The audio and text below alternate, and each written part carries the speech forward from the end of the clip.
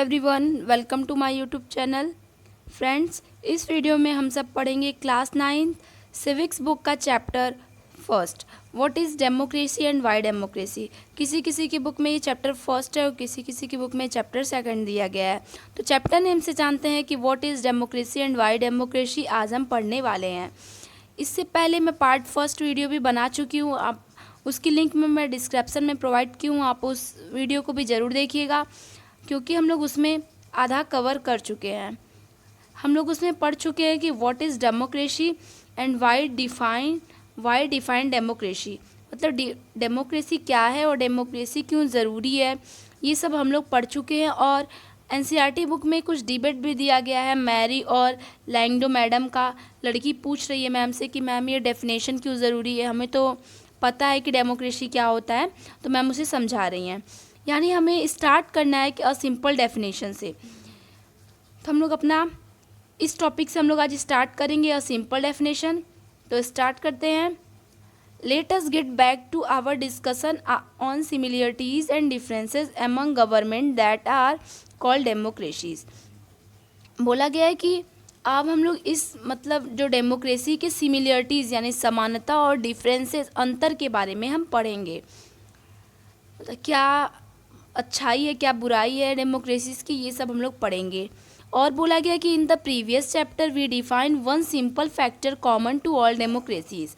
पिछले चैप्टर में हम लोग मतलब एक कॉमन चीज़ पढ़े थे। वो कॉमन चीज़ क्या है कि the government is chosen by the people. बोला गया कि प्रीवियस चैप्टर में हम लोग ये पढ़े थे कि ऐसी गवर्नमेंट जो कि पीपल के द्वारा चूज़ किया जाए वही होता है हमारा डेमोक्रेसीज।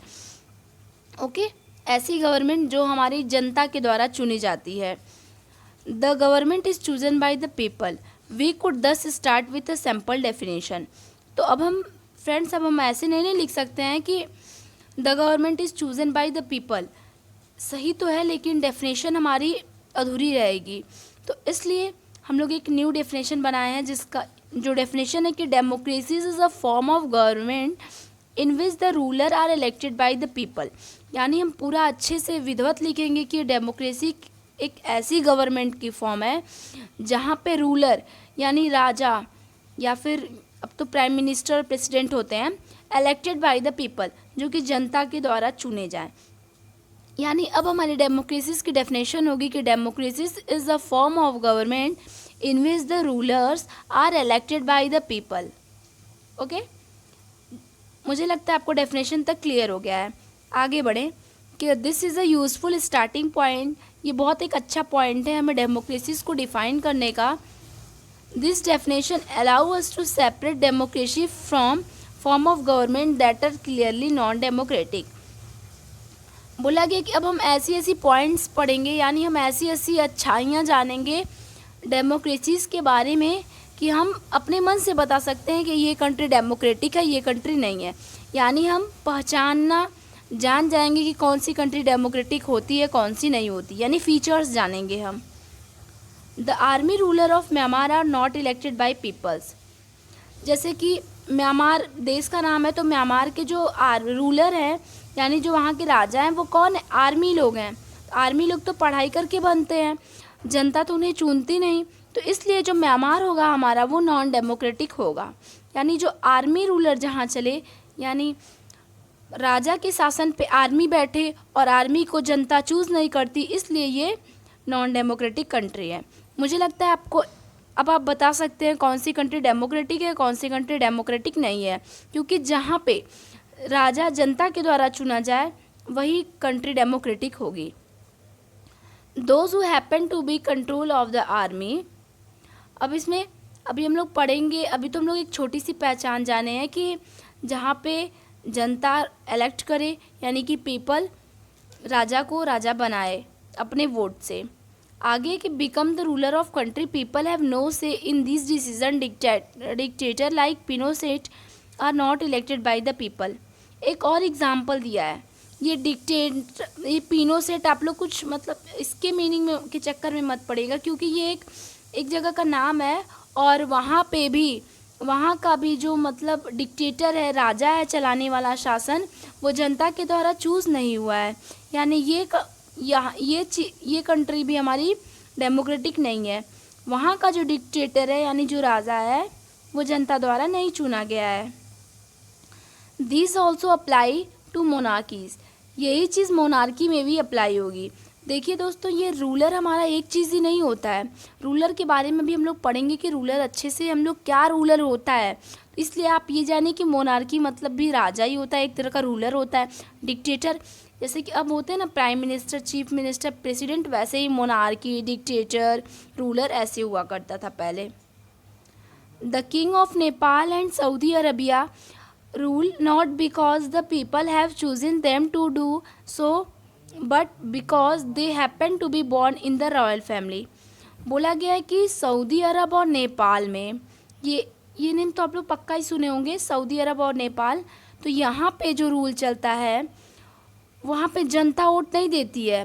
ये लोग राजा ऐसे बनते हैं कि जो सबसे रॉयल फैमिली में पैदा होगा या फिर बड़े ख़ानदान में पैदा होगा वो अपने आप राजा बन जाता था। जनता से पूछने की ज़रूरत नहीं थी कि हम राजा बने या न बने। कहाँ सऊदी अरब और नेपाल में। यानी हम लोग अब तक जितना एग्जाम्पल देखे पिनोसेट का, नेपाल, सऊदी अरब, तो यहाँ पे ये डेमोक्रेटिक कंट्री नहीं है बिकॉज यहाँ पे जनता वोट नहीं देती है, जनता चुनती नहीं है कि हाँ कौन राजा बनेगा। आगे कि this simple definition is not adequate, इसीलिए कह रहे हैं कि एक सिंपल सी डेफिनेशन, एक छोटी सी डेफिनेशन पूरा एफिशिएंट नहीं है। It remind us that democracy is people rule, यानी डेमोक्रेसी एक पीपल का रूल है। इतना ही कहना बहुत अच्छा नहीं है, अभी और भी हमें इसके बारे में जानना चाहिए क्योंकि अभी हमें कन्फ्यूज़न है कि कौन सा देश डेमोक्रेटिक होगा कौन सा नहीं। इसलिए हम और भी चीज़ें पढ़ेंगे जिससे हमें बहुत आसानी से पता चल जाएगी कौन सा देश डेमोक्रेटिक है, कौन सा देश डेमोक्रेटिक नहीं है। आगे कि but if we use this definition in unthinking manner we would end up almost every government that hold an election a democracy. अब देखिए क्वेश्चन ये उठता है दोस्तों कि democracy is a people rule. इतनी छोटी सी हम लोग डेफिनेशन पढ़े हैं कि डेमोक्रेसी एक पीपल का रूल है, यानी जनता जो रूल चलवाएगी, जिसको वोट देगी वही होगा।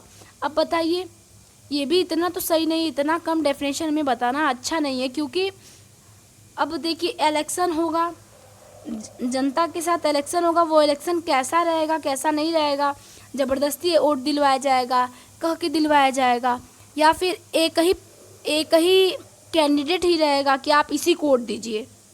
ज़बरदस्ती वोट भी तो दिलवाया जा सकता है, इसलिए अभी हमें और भी डिस्कस करना अच्छा रहेगा। आगे है कि that would be very misleading, इसलिए अच्छा नहीं है छोटी सी डेफिनेशन।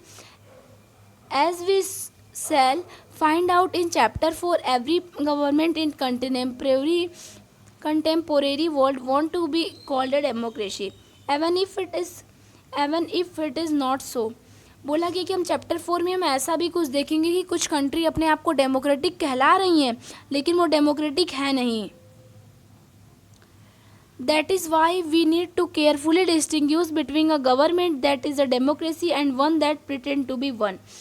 तो बोला गया है कि हमें इतना पहचानना बहुत ज़रूरी है कि कौन सी कंट्री डेमोक्रेटिक है, कौन सी कंट्री प्रिटेंड कर रही है, यानी बहाना कर रही है डेमोक्रेटिक होने का।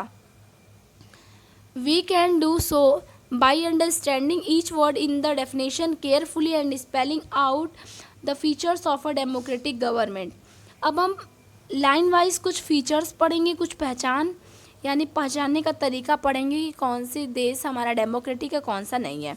ओके, अब ये कार्टून में बताया गया कि डेमोक्रेसी को दिखाया जा रहा है होल्ड करके। तो अब हम लोग आगे चलते हैं, हम लोग को जो मेन पढ़ना है, अब हम लोग को पढ़ना है कि फीचर्स ऑफ द डेमोक्रेसी, यानी डेमोक्रेसी के फीचर क्या है, कैसे हम जानेंगे कि कौन सी कंट्री डेमोक्रेसी है। बोला गया कि we have started with a simple definition, हम लोग एक छोटी सी डेफिनेशन के साथ शुरू करते हैं कि democracy is a form of government in which the rulers are elected by the people. Democracy एक छोटी सी ऐसी गवर्नमेंट की फॉर्म है जहाँ पे रूलर्स पीपल द्वारा इलेक्ट करते हैं। अब देखिए इस छोटी सी डेफिनेशन में देखिए कितना क्वेश्चन अराइज होगा। अब ये देखिए पहला क्वेश्चन है कि who are the ruler, ruler कौन है, मतलब राजा कौन रहेगा, कैसा रहेगा, कैसे वो जनता को चलाएगा। लाइन वाइज पढ़ते हैं कि who are the rulers in these definitions, which officials must be elected for any government to be called the democracies, which decision may be taken by non elected official in a democracy. बोला गया कि ruler कैसा रहना चाहिए और vote कैसे दिलवाना चाहिए, और मतलब जैसे कि उसके पास कितनी राइट्स होनी चाहिए, ये सब भी हमें क्वेश्चन उठता है ना कि राजा के पास क्या क्या राइट्स रहनी चाहिए। अब इलेक्शन क्या होता है कि व्हाट काइंड ऑफ इलेक्शन, हम बताएं ना पहले ही कि इलेक्शन कैसा होगा। इलेक्शन ऐसे भी तो हो सकता है कि अब ज़बरदस्ती कह सकते हैं जनता से कि मुझे ही वोट दीजिए, नहीं तो ये हो जाएगा वो हो जाएगा, तभी तो जनता आपको ही वोट देगी। और सब लोग तो यही कहेंगे ना कि हाँ वोट लिया गया है जनता से। कैसा वोट लिया गया ये किसी को नहीं पता, ज़बरदस्ती लिया गया है या कैसे। ओके, तो इसलिए बोला गया कि what kind of election constitute a democratic election, यानी डेमोक्रेटिक इलेक्शन कैसा होना चाहिए। What condition must be fulfil for an election to be considered democratic, कौन कौन सी मतलब चीज़ें, कौन कौन सी कंडीशन रहनी चाहिए एक इलेक्शन होने के लिए। अब पीपल के बारे में क्वेश्चन पूछता है कि who are the people who can elect the ruler और get elected as ruler.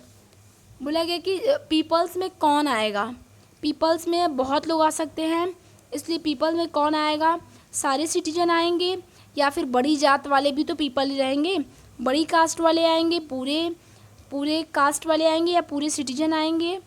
Okay, ये चीज़ पूछा गया है।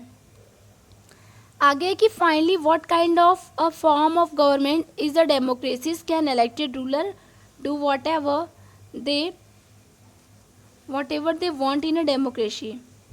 अब बोला गया है कि किस तरह की गवर्नमेंट की फॉर्म रहेगी, यानी गवर्नमेंट की फॉर्म का मतलब दोस्तों कि किस तरह की गवर्नमेंट रहेगी, ये बोला गया है। अब हम लोग को इतने क्वेश्चंस हम लोगों को आगे पढ़ने हैं, और बोला गया है कि फंक्शन, जैसे राजा है अगर काम चला रहा है तो उसके फंक्शन को भी अगर आप लिमिट नहीं करेंगे दोस्तों तो वो उसके अंदर इतना वो हो जाएगा, इससे हो जाएगा, मतलब इतना वो खराब वे पे चलने लगेगा, सबको मरवाने पिटवाने लगेगा, क्योंकि उसको पता रहेगा ना कि हमारे ही राज में, हमारे हाथ में सब राज है।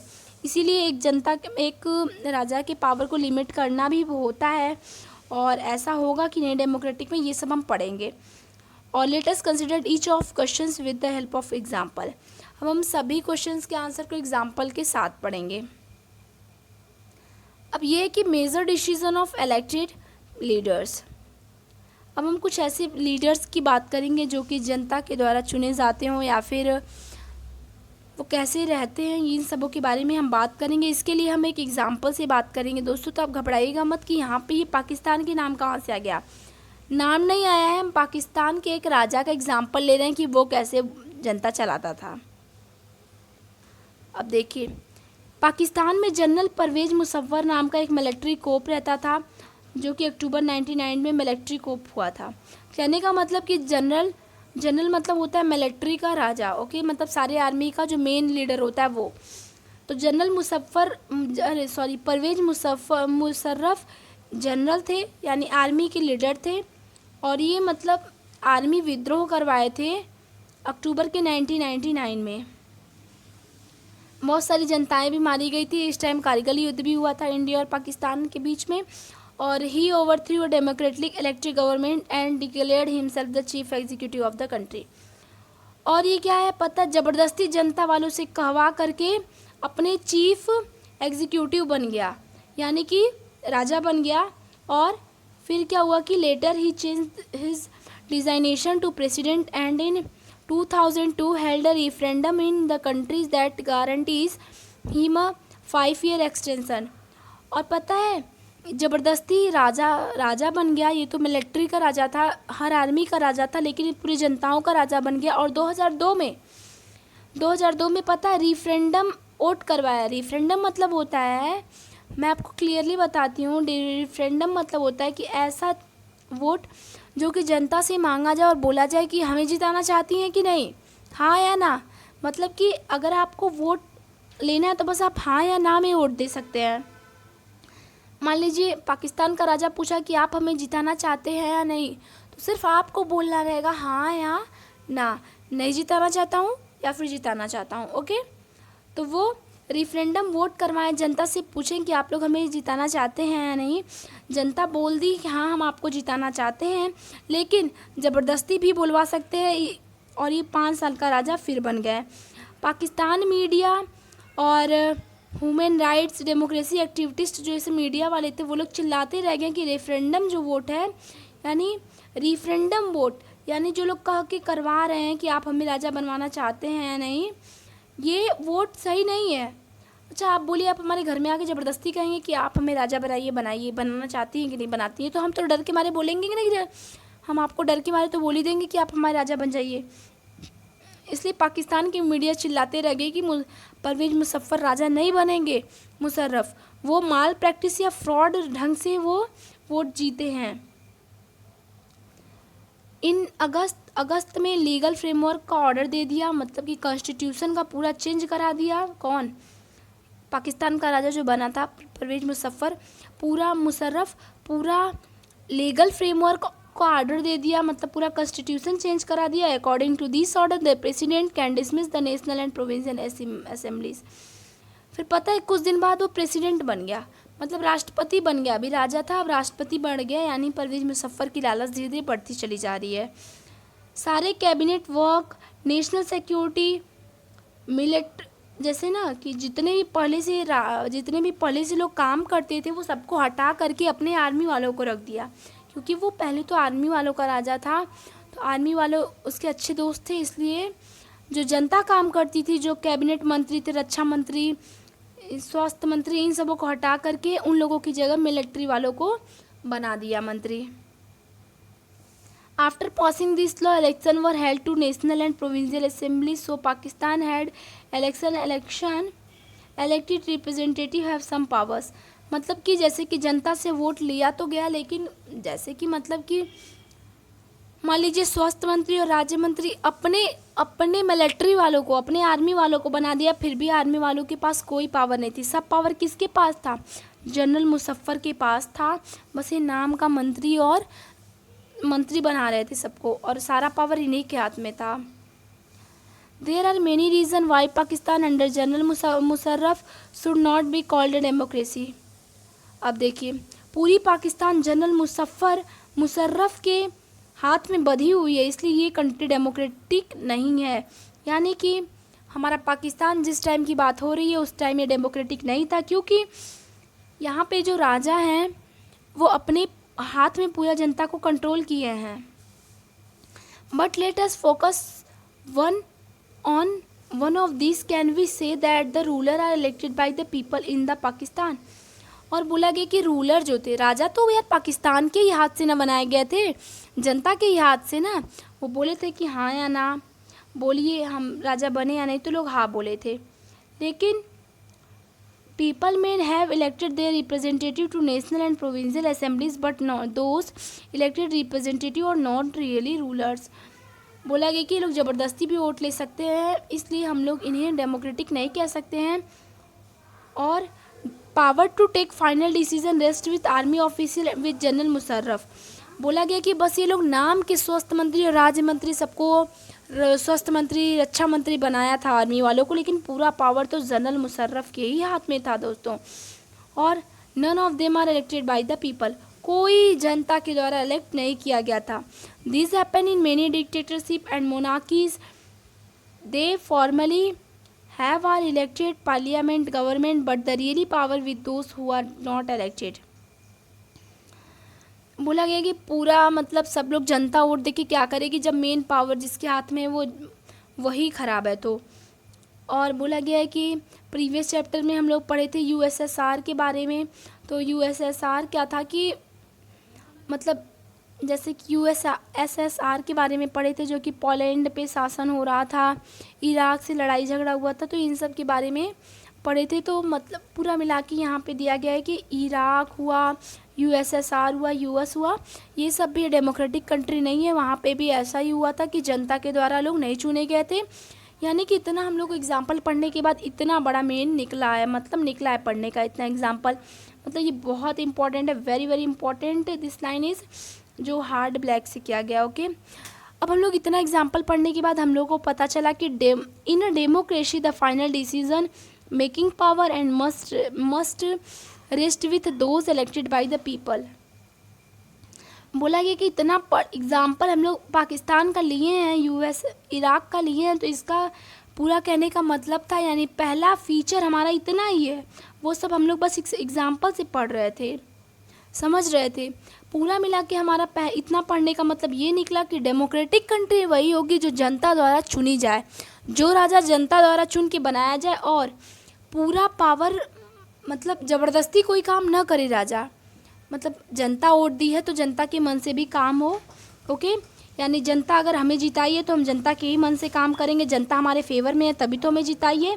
इसलिए डेमोक्रेटिक कंट्री वही होगा जो कि जनता खुद एकदम हैप्पी होके, एकदम फ्री होके वोट दे कि कौन सा राजा हमारे देश में बनेगा, कौन सा नहीं।